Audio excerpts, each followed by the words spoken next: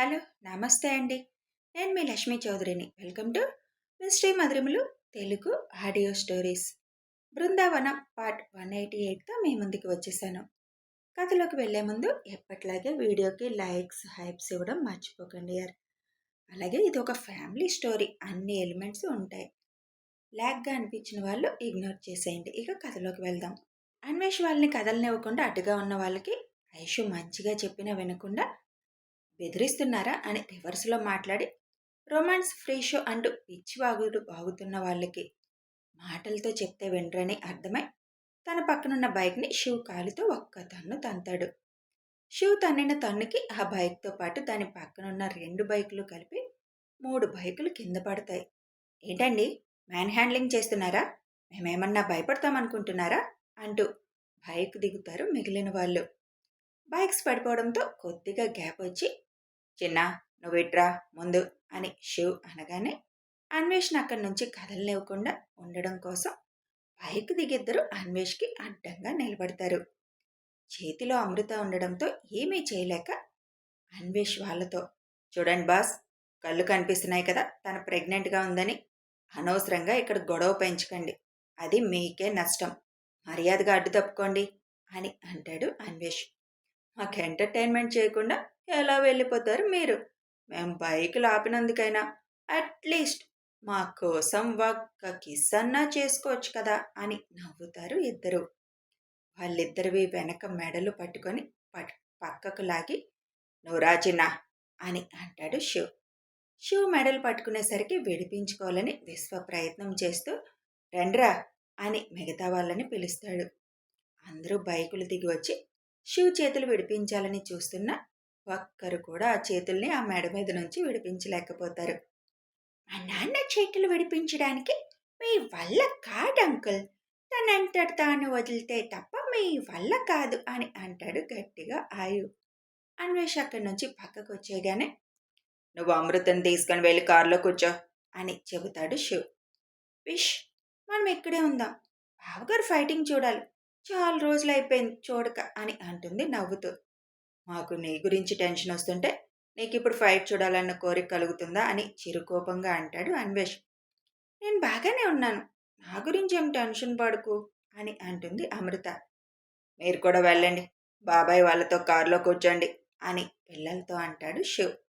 ఇక్కడ వండి చూస్తాం కదా నాన్న అంటారు ఇద్దరు ముద్దుగా. వదిలే వెళ్ళండి, కారులో కూర్చొని చూద్దరు గాని అని పిల్లల్ని కూడా అన్వేష్తో పంపిస్తాడు శివ్.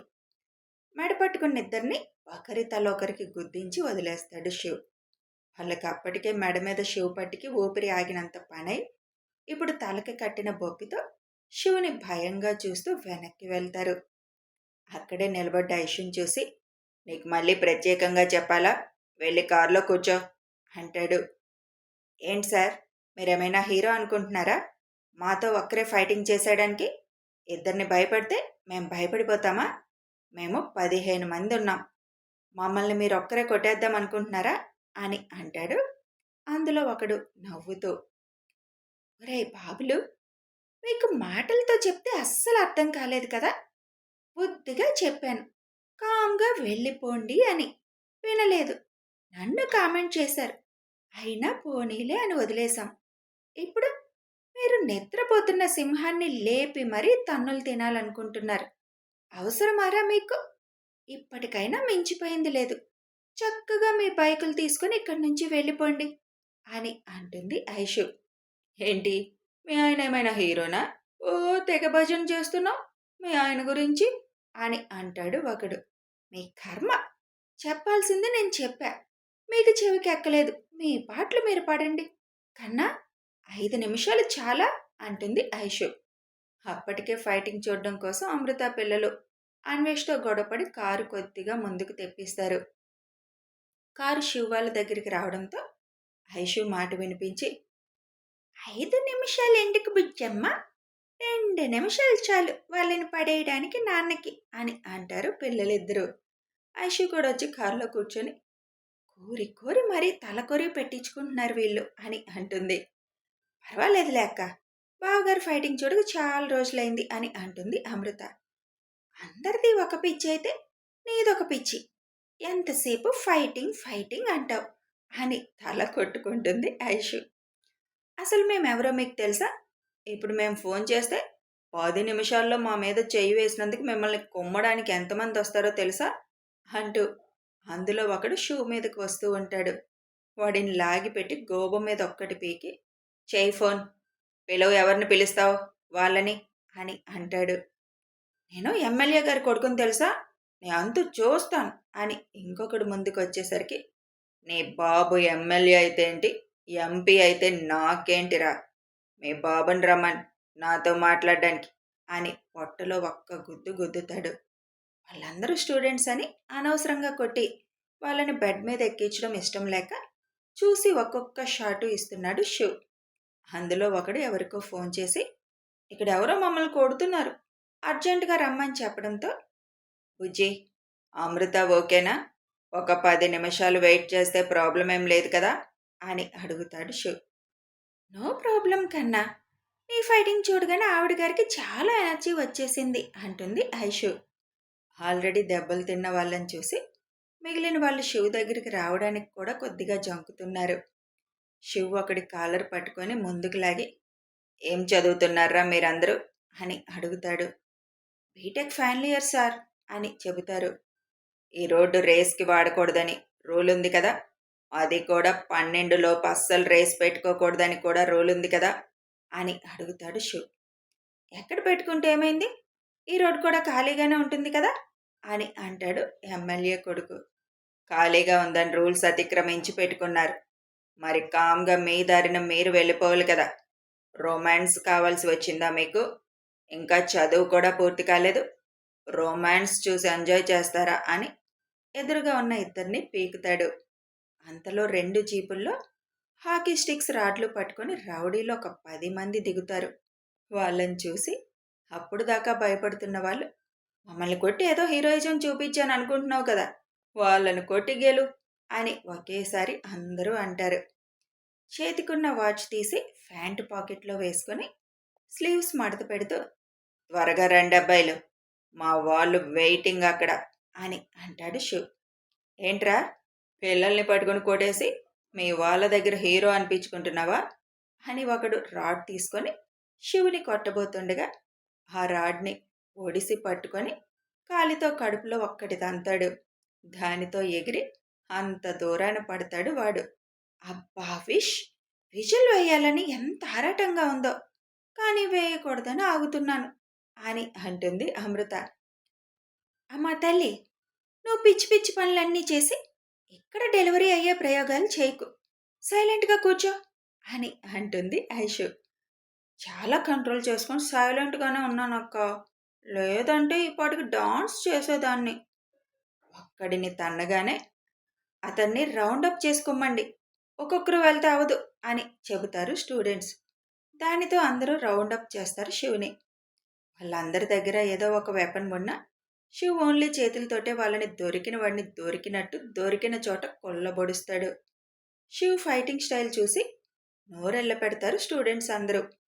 ఇతనేంట్రా ఇలా కుమ్ముతున్నాడు, అది కూడా ఒక రిధంలో, అనవసరంగా పెట్టుకున్నామా అని అనుకుంటారు ఒకరికి ఒకరు.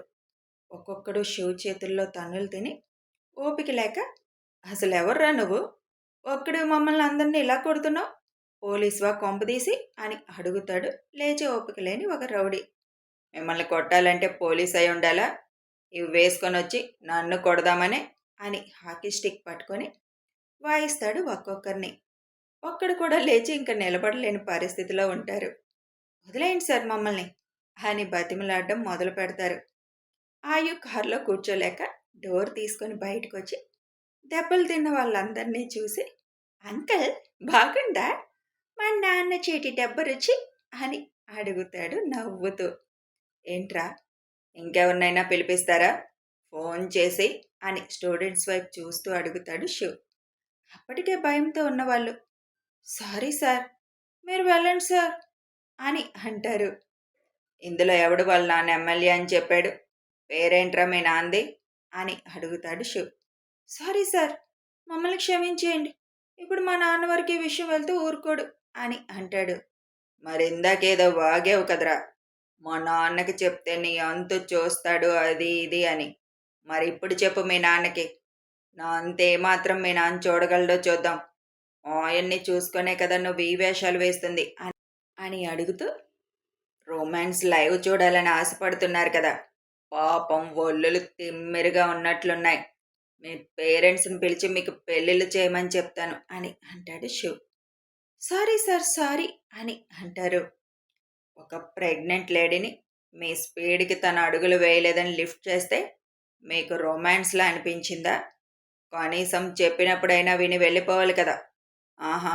రొమాన్స్ ఫ్రీగా చూస్తారా అని ఒక్కొక్కరిని ఒక్కోటి పీకుతూ, చెయ్యి మీ నాన్నకి ఫోన్ అని అంటాడు Shiv. Please sir, sorry sir, ఈ ఒక్కసారి క్షమించండి సార్ అని శివుని బతిమలాడడం మొదలు పెడతాడు. మా బుజ్జమ్మ అంత మంచిగా చిలక్కి చెప్పినట్టు చెప్పింది కదా, వద్దు వెళ్ళిపోండి అని. విన్నారా అంకుల్స్? ఇప్పుడు ప్యాక్ చేస్తున్నారు అంటాడు ఆయు నవ్వుతూ. ఇంకోసారి అనుమతి లేని రోడ్లో రేసులంటూ కనిపించారంటే పోలీసులకు అప్పగిస్తాను మిమ్మల్ని అందరినీ అని సీరియస్ టోన్తో చెప్పగానే, ఇంకెప్పుడు రామలాగా అని అంటారు. పొండి ఇక్కడి నుంచి అని అంటాడు శివ్. దెబ్బలు తిన్న రౌడీల్లో ఒకడు, అసలు ఇంతకీ మీరు పోలీస్ కాకపోతే ఎవరు సార్? ఎలా కొట్టారు మమ్మల్ని అని మూలుగుతూ అడుగుతాడు. Shivansh Chaudhary, number 1 businessman అని ఆయు అనగానే, శివాంష్ గారా అని షాక్ అవుతారు స్టూడెంట్స్ అందరూ. ఇంజనీరింగ్ ఫైనల్ ఇయర్ చదువుతున్న వారికి శివ్ గురించి కాలేజీలో చెబుతూనే ఉంటారు. సాఫ్ట్వేర్ రంగంలో నెంబర్ 1 బిజినెస్ మ్యాన్గా ఎలా సక్సెస్ సాధించారు అని వింటూనే ఉన్నారు. సారీ సార్, మీరని తెలియక అని నసుగుతూ ఉంటే, ఆ ప్లేస్లో ఎవరు ఉన్నా చేతనైతే సహాయం చేయాలి, లేదా మీ దారిలో మీరు వెళ్ళాలి. అలా అడ్డగించడం, విసిగించి వల్గర్గా కామెంట్ చేయడం చదువుకున్న వారి లక్షణం కాదు. మీరు స్టూడెంట్స్ అని ఆగాను, లేదంటే వాళ్ళకు పట్టిన గతే మీకు పట్టి హాస్పిటల్లో ఉండేవారు. ఆ ప్లేస్లో ఇంకొకరుంటే మీరెంత విసిగించే వాళ్ళని, ఇబ్బంది పెట్టేవారు మీ మాటలు బట్టి అర్థమైంది. ఇంకోసారి ఇలా రిపీట్ అవ్వకూడదు అని శివ్ బేస్ వాయిస్తో చెబుతాడు. ఇంకెప్పుడు ఇలా బిహేవ్ చేయం సార్ అంటారు అందరూ. వీళ్ళని తీసుకెళ్లి హాస్పిటల్లో పడేయండి దెబ్బలు తిన్న రౌడీలను చూపిస్తూ చెప్పి, మడత పెట్టిన స్లీవ్స్ సరిచేసుకొని పదాయు అని కారు దగ్గరకు వచ్చేస్తాడు శివ్. అరే, మనం ఇందాక కామెంట్ చేసింది డాక్టర్ ఐశ్వర్య గారినిరా, ప్రపంచ బెస్ట్ డాక్టర్ని. పదండి సారీ చెప్పొద్దాం అని అంటాడు ఒకడు. అందరూ కారు దగ్గరకు వచ్చి, మేడం సారీ అంటారు ఒకేసారి. ఇట్స్ ఓకే, స్టూడెంట్స్ అయ్యి బతికిపోయారు. అమ్మాయిల్ని కామెంట్ చేయడం గొప్ప విషయం కాదు, అమ్మాయిలకి అండగా నిలబడడం, గౌరవించడం గొప్ప విషయం. మీరే దారి ఎంచుకుంటారు మీ ఇష్టం అని అంటుంది ఐషు. ఇంకెప్పుడు ఎవరితో రాంగ్గా బిహేవ్ చేయం మేడం అని అన్వేష్ అమృతకి కూడా సారీ చెప్పి వెళ్ళిపోతారు. వాళ్ళు స్టూడెంట్స్ అని ముందే మీరు ఎలా కనుక్కున్నారు బావగారు అని కారులో కూర్చున్న శివుని అడుగుతుంది అమృత.